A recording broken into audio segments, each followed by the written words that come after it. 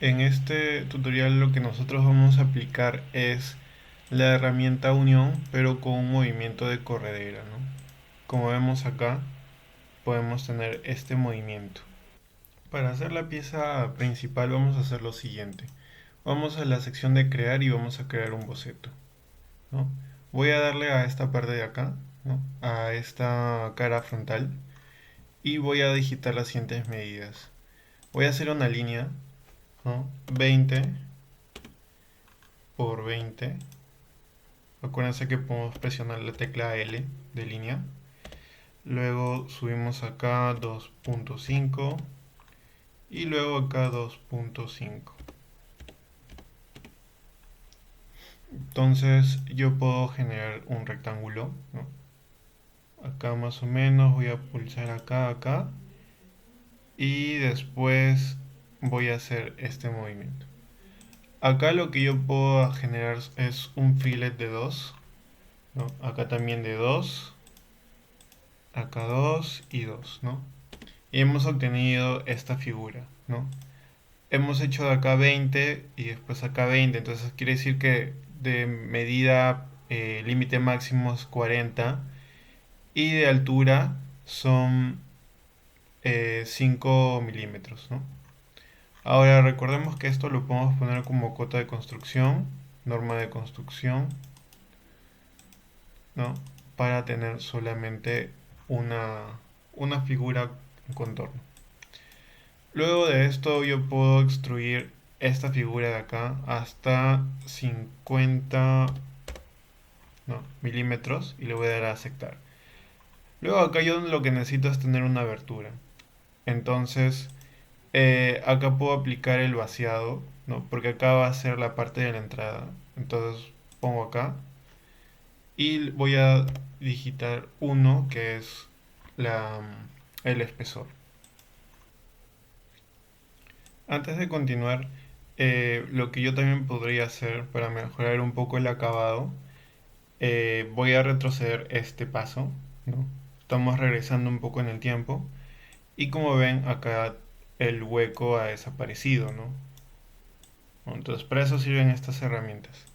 Ahora lo que yo quiero hacer antes de continuar es justamente generar este empalme, ponerle 2, ¿no?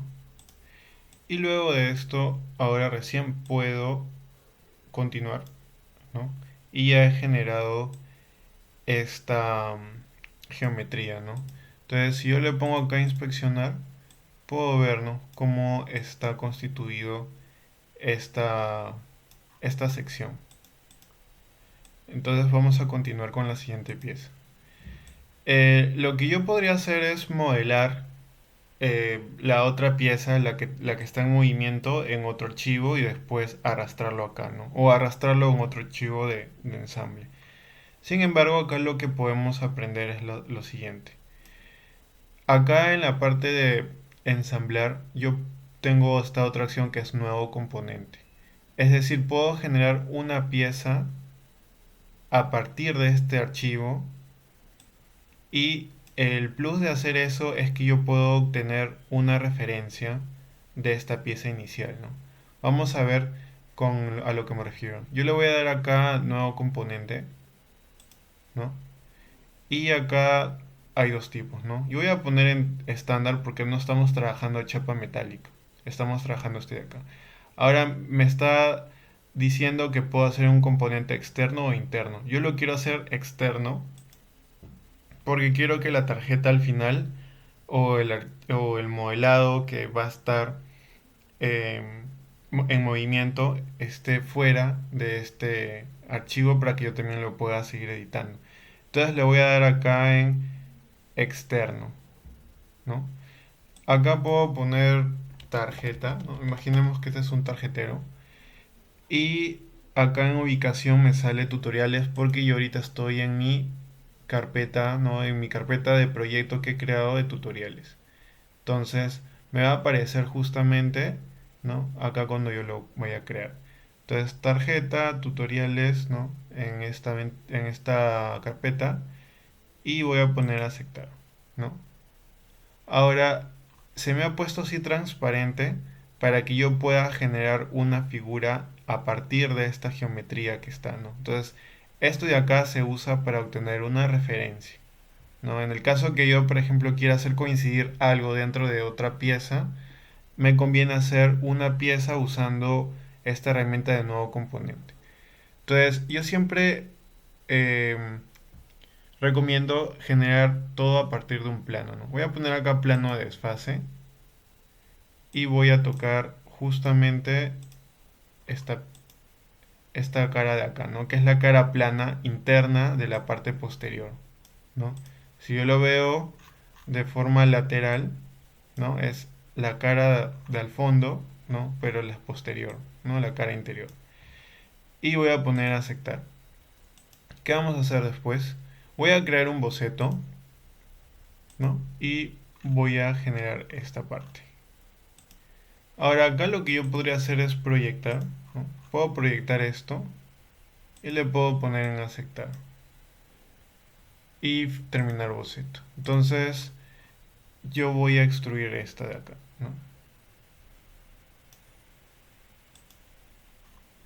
¿no? Y le puedo poner más o menos al límite, ¿no? 49. Y voy a ponerle en aceptar.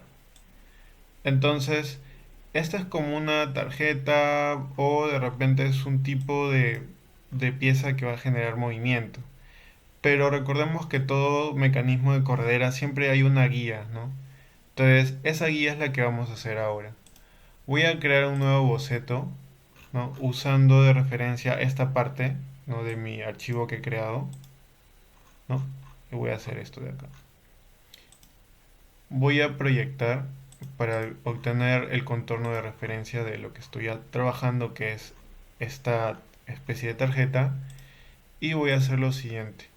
Voy a generar una línea, ¿no? De 2 milímetros, o porque quiero que esté al tope, ¿no? Luego acá puedo poner 20, ¿no? Y acá también, ¿no? Lo cierro. Acá lo cierro. Ahora yo voy a hacer esto al otro lado, pero como yo puedo usar la herramienta reflejo, entonces puede ser normal, ¿no? Voy a poner esta línea central y acá voy a poner mi herramienta de simetría, ¿no? Selecciono esto, esto, esto y esto de acá. Luego selecciono el eje de simetría y me va a aparecer acá, ¿no? Entonces con esto ya hemos logrado los dibujos. Finalmente lo que yo puedo hacer es extruirlo,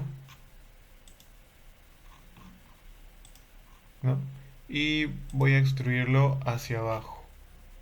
La distancia es 1 milímetro y voy a ponerlo hacia abajo, lo puedo arrastrar acá, ¿no? Y está ahorita este de acá en operación unir. Y ya he creado mi guía, ¿no? Ya tengo mi guía y le puedo dar en finalizar edición in situ. Ahora lo que yo puedo hacer es guardar esto como ensamble 3.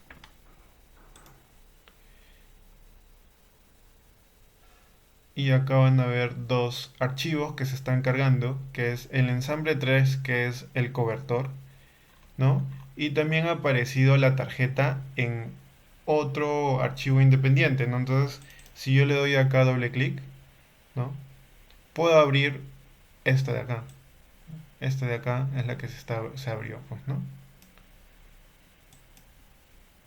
Entonces podemos también inspeccionar qué es lo que sucede adentro.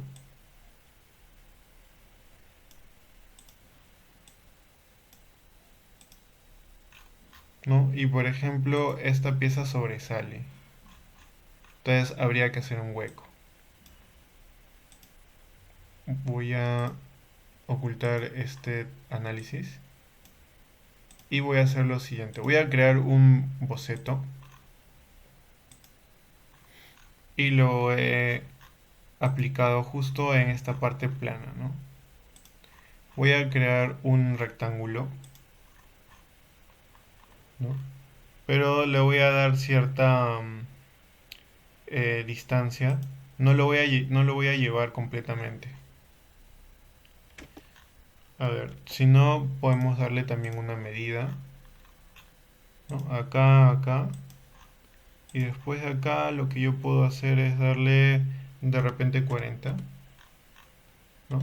Después alzo acá 40 y de nuevo acá 40. Y le voy a dar acá en terminar. Ahora, ¿qué es lo que voy a hacer?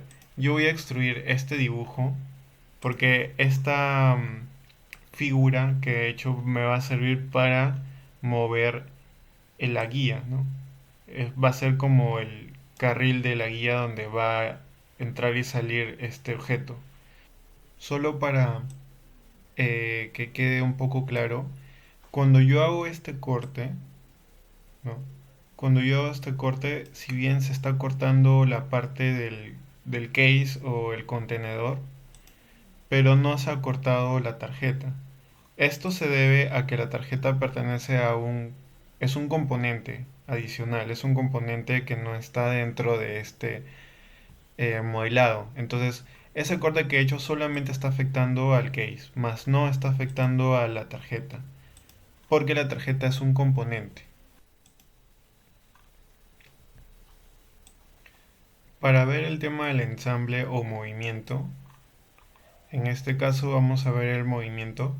Entonces, recordemos que acá tenemos esta ventana, ¿no? Que es la que siempre hemos usado.